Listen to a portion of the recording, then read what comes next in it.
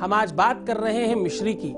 मिश्री जिस प्रकार से नाम ही मीठा है, जैसे इसके बारे में बोलते ही मन में कुछ मिठास सी आती है। जब भी कोई मधुरता की बात की जाए, जब भी कोई मिठास की बात की जाए, और खास तौर से अच्छी और धार्मिक और स्पिरिचुअल लैंग्वेज में, अच्छी वाली भाषा में मिठाई की कोई बात की जाए, जैसे आज की डेट में तुम लोग चॉकलेट की बात करते हो, वैसे ही अगर बहुत स्पिरिचुअल बात की जाए, भगवान वाली भाषा में बात की जाए, तो मिश्री कहते मिस्री सी भाषा है।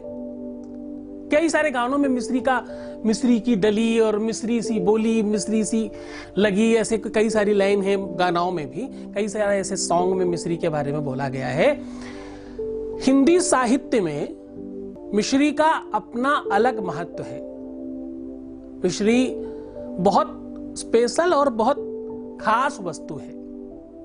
मिश्री के बारे में अगर बहुत विधिवत तरीके से देखा जाए तो हमारे घरों में प्रसाद के लिए, भोग के लिए इस्तेमाल करते हैं। मिठाई बनाने वाले हलवाई लोग भी किसी किसी मिठाई में ऊपर से डाल करके उसको सजाने के लिए रखते हैं। मिश्री के कई एक रूप रहे हैं। आदिकाल में, प्रारंभ में जब मिश्री प्रारंभ हुई तो उसका बड़ा रूप था। जैसे आप फटकरी का डेला देखते हो, एलुम जिसे बोलते हो आप, वैसे ही मिश्री का एक बड़ा साबुत पीस होता था, कंप्लीट बड़ा सा। उसको इंग्लिश में शायद आप शुगर ही कह सकते हो। जैसे आप शक्कर लेते हो, बहुत छोटा छोटा दाना होता है, वैसे मिश्री का थोड़ा बड़ा दाना होता है, उसे मिश्री कहता है। तो मिश्री का पहले जो रूप था वो बड़े रूप में आता था, और मिश्री की पहचान थी कि अगर उसके अंदर बांस यानी बंबू का कोई लकड़ी अंदर ना मिले तो उसे असली नहीं माना जाया करता था। कहते थे कि अगर मिश्री में वो डंडी या उसका कोई भी लकड़ी का छोटा मोटा टुकड़ा भी अगर न निकले तो मिश्री असली नहीं है, ऐसा मानते थे पहले। और मिश्री को मित्रता के लिए और अपनीयता के लिए, प्रेम के लिए बहुत गहराई से जाना गया है। अब एक पति और एक पिता, ये दो लोग आपके जीवन में बहुत महत्वपूर्ण होते हैं। पिता और पति ये दोनों ही एक ही शब्द से बने हुए हैं। उसमें भी पा और ता है, इसमें भी पा और ता है। उसमें पीता है और इसमें पति है। तो ई की मात्रा एक तरफ पहले है, दूसरे में ई की मात्रा बाद में है, बस इतना सा अंतर है। बाकी ऑलमोस्ट मात्राएं भी सेम है। तो दोनों का काम सेम है, दोनों का नाम सेम है, दोनों का अस्तित्व सेम है। दोनों ही आपको अपना सरनेम देते हैं। आप पहले कुंवारेपन में अपने पिता के नाम से जानी जाती हैं, सरनेम उनका लगता है, और शादी के बाद आपके पति का सरनेम आपको लग जाता है। पहले पिता आपको बहुत सारे रिश्ते दे देता है, मम्मी, भाई, चाचा, मामा, काका, बुआ, फूफू, मौसा, मौसी, बुआ, नानी, काकी, ये वो बहुत सारे रिश्ते। ऐसे ही फिर पति बहुत सारे रिश्ते आप को देता है, सास, ससुर, नंद, नंदोई और जाने कौन कौन कौन कौन, देवर, जेठ और जाने कितने सारे रिश्ते। जितने पति देता है उतने ही ऑलमोस्ट पिता देता है। दोनों ही रिश्ते बराबर देते हैं, दोनों सरनेम देते हैं, और दोनों ही घर, वाहन, मकान, दुकान, खाना पीना, रहना, उठना, बैठना, कपड़े लत्ते, ये वो जितनी सारी चीजें हैं वो भी सामान्यतः देते हैं। यानी दोनों की अगर परस्परता देखी जाए, तराजू में तोला जाए, तो अगर आप व्यवहारिकता में देखने जाएं, बातें करने में, तो फिर आप बहुत सारी बातें करेंगे, वो दोस्त है, फलाना है। एक पिता से बड़ा दोस्त नहीं हो सकता कोई। हाँ,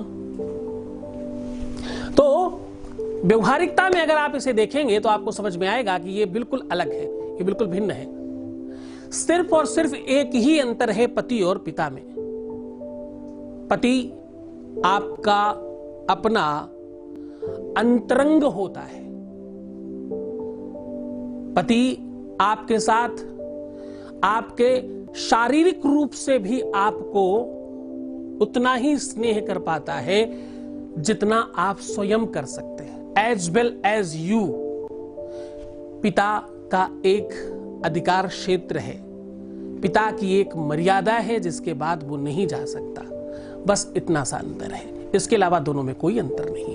और इस छोटे से अंतर की वजह से एक लड़की का सब कुछ छूट करके दूसरी जगह चला जाता है, जिसका नाम विवाह है। इसको सामाजिक और आध्यात्मिक दृष्टि से विवाह बोला जाता है।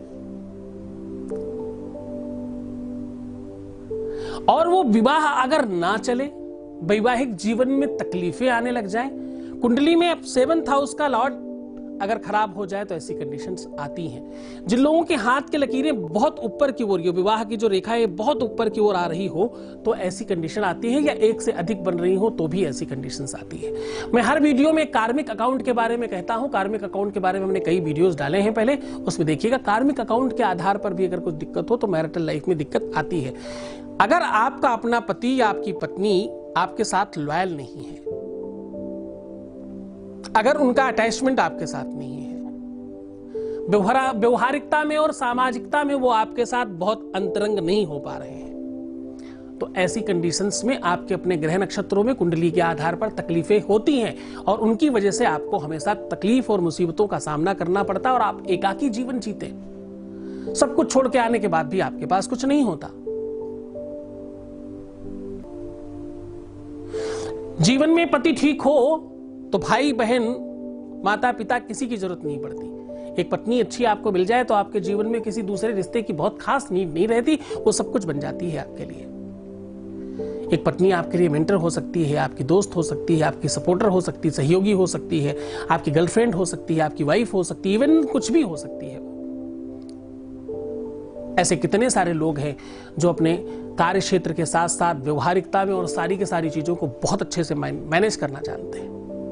तो खैर, इस बात में कहने के लिए तो बहुत कुछ है, इस पूरे के पूरे रिश्तों को बताने और समझाने के लिए बहुत कुछ है, पर सीधी बात कहना चाहता हूं कि अगर आपके दाम्पतिक जीवन में मैरिटल लाइफ में कोई तकलीफ और कोई समस्या, कोई विवाद, कोई आफत, कोई समस्या है, शादी के बाद की कोई समस्या आ रही है, चाहे आपका मन कहीं और जा रहा है तो भी, चाहे आपका पति का मन कहीं और जा रहा है तो भी, आपकी पत्नी का मन कहीं गड़बड़ा रहा है तो भी, अगर आप कहीं फिसल रहे हैं तो भी, आप दाम्पतिक जीवन ठीक करना चाहते हैं तो भी, और दाम्पतिक जीवन में कुछ स्पेशल करना चाहते हैं तो भी, आपके लिए आज का दिन बहुत स्पेशल होने वाला है।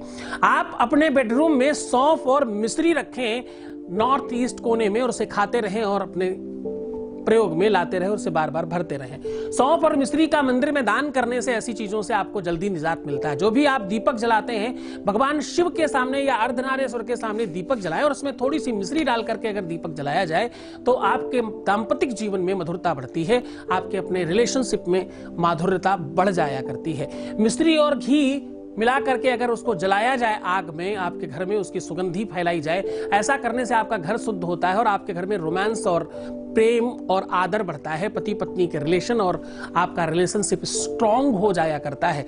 देखा गया है कि अगर आप मिश्री का दान और मिश्री का भोग और मिश्री का प्रयोग अधिकतर करें अपने जीवन में तो आपके जीवन में माधुर्यता बढ़ती है और इससे आपका शुक्र स्ट्रांग हो जाता है और आपकी लाइफ स्टेबल हो जाती है। तो खुश रहिए, मुस्कुराइए, पानी ज्यादा पीजिए और खूब मस्ती करने की कोशिश करना, क्योंकि इससे वीनस तुम्हारा ठीक होगा और तुम्हारे रिलेशनशिप में एक नया बल और एक नई ताकत आएगी। बहुत बहुत शुभकामनाएं। भगवान शिव आपको बहुत प्रसन्न करे, आनंदित करे, हर संभव खुशियां दे आपको। नमस्कार।